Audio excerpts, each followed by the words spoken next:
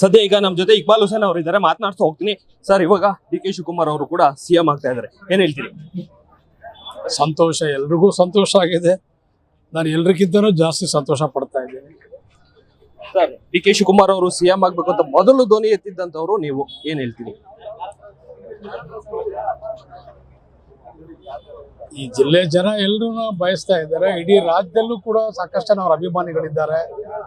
ಅವರ ಹೋರಾಟ ನೋಡಿದ್ದಾರೆ, ಅವರ ಸಂಘಟನೆ ನೋಡಿದ್ದಾರೆ.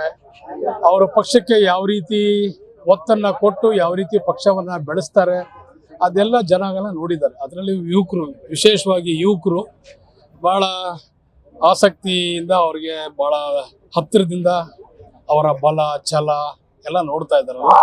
ಅದನ್ನು ಗಮನಿಸಿದಾಗ ಎಲ್ಲೋ ಒಂದ್ ಕಡೆ ಈ ರಾಜ್ಯಕ್ಕೆ ಇನ್ನೂ ಮತ್ತಷ್ಟು ಶಕ್ತಿ ಬರ್ತದೆ, ಡಿ ಕೆ ಶಿವಕುಮಾರ್ ಮುಖ್ಯಮಂತ್ರಿ ಆದ್ರೆ ಅಂತ ಹೇಳಿ ಎಲ್ರಿಗೂ ಆಸೆ ಇದೆ.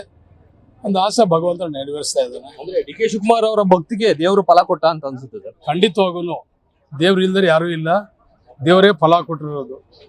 ಸರ್, ಕ್ಷೇತ್ರದ ಅಭಿವೃದ್ಧಿಗೆ ಏನೇನೆಲ್ಲ ಕೇಳ್ಕೊತೀರಿ ಸರ್? ನನಗೆ ನೋಡಿ, ಈ ಭಾಗದಲ್ಲಿ ನನಗೆ ನೀರಾವರಿ ಆಗಬೇಕು.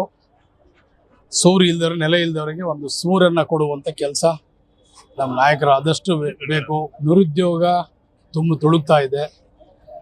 ಉದ್ಯೋಗವನ್ನು ಎಲ್ರಿಗೂ ಕೂಡ ಯಾವುದಾದ್ರೂ ಒಂದು ರೀತಿಯಲ್ಲಿ ಅವ್ರಿಗೆ ಒಂದು ಕಾಯಕಲ್ಪ ಮಾಡಿಸ್ಬೇಕು ಅಂತ ಹೇಳಿ ಅದಕ್ಕೆ ನಾವೆಲ್ಲರೂ ಅವ್ರ ಹತ್ರ ಚರ್ಚೆ ಮಾಡೋಷ್ಟು ಸಾಕಷ್ಟು ಇದೆ. ಕೂತ್ಕೊಳ್ಳಿ, ಸ್ಥಾನದಲ್ಲಿ ಕೂತ್ಕೊಂಡ್ಮೇಲೆ ಒಂದೊಂದೇ ನಾವೆಲ್ಲರೂ ಕೂಡ ಅವ್ರಿಗೂ ಗೊತ್ತು. ನನಗಿಂತ ಹೆಚ್ಚಾಗಿ ರಾಮನಗರಕ್ಕೆ ಏನು ಬೇಕು ಅವರೇ ಕೇಳ್ತಾ ಇರ್ತಾರೆ. ಹೆಂಗಪ್ಪ ರಾಮನಗರ ಜನ ಓಟ್ ಹಾಕ್ತಾ ಇದ್ದಾರೆ, ಹೆಂಗೆ ಬೆಳೆಸಿದ್ರು ಇವರೆಲ್ಲರಿಗೂ ಏನೇ ಈ ರೀತಿ ಇದೆ ಅಂದ್ಬಿಟ್ಟು ಈ ಭಕ್ಷಿಕೆರೆ ಹೊಡೆದೋಗಿತ್ತಲ್ಲ, ಅವ್ರಿಗೆ ಚಳಿ ಜ್ವರ ಬಂದ್ಬಿಟ್ಟು ಒಂಥರ ವಿಪರೀತ ಒಂದು ವಾರ ಮಲಗಿಬಿಟ್ಟಿದ್ರು. ಯಾಕೆ ಅಂತ ಹೇಳಿದೆ, ಸಾಕು ನಿನ್ನ ಸವಾಸ ನಿಂದು, ಆ ಬದಿ ಆ ಗಲೀಜು ನೋಡ್ಬಿಟ್ಟು ಒಂದು ರಸ್ತೆ ಇಲ್ಲ, ಒಂದು ಚರಂಡಿ ಇಲ್ಲ ಅಂದ್ಬಿಟ್ಟು ಇವತ್ತು ನೆನ್ಸ್ಕೊತಾ ಇರ್ತಾರೆ. ಸರ್, ನೀವು ಕೂಡ ಡಿ ಕೆ ಶಿವಕುಮಾರ್ ಅವರ ಆಪ್ತ ವಲಯದಲ್ಲಿ ಗುರುತಿಸ್ಕೊಂಡಿದ್ದೀರಿ. ಸಚಿವ ಸ್ಥಾನ ಅಥವಾ ಯಾವ್ದಾದ್ರು ಒಂದು ಸ್ಥಾನಗಳನ್ನ ನಿರೀಕ್ಷೆ ಮಾಡ್ತೀರಾ? ನಮ್ಗೇನು ಬೇಡ ಸರ್, ಅವ್ರಾದ್ರೆ ನಾವೆಲ್ಲರೂ ಆದಂಗೆ. ನನ್ಗೇನು ನನ್ನ ಕ್ಷೇತ್ರ ಕೆಲ್ಸಗಳಾದ್ರೆ ಸಾಕು. ನನ್ನ ಕ್ಷೇತ್ರ ಚೆನ್ನಾಗಿದ್ರೆ ಸಾಕು. ಇದಿಷ್ಟು ಇಕ್ಬಾಲ್ ಹುಸೇನ್ ಅವರ ಮಾತಾಡ್ತಾರೆ. ಕ್ಯಾಮರಾಮನ್ ರಶೀದ್ ಜೊತೆ ಮೋಹನ್, ನ್ಯೂಸ್ ಫಸ್ಟ್, ರಾಮನಗರ.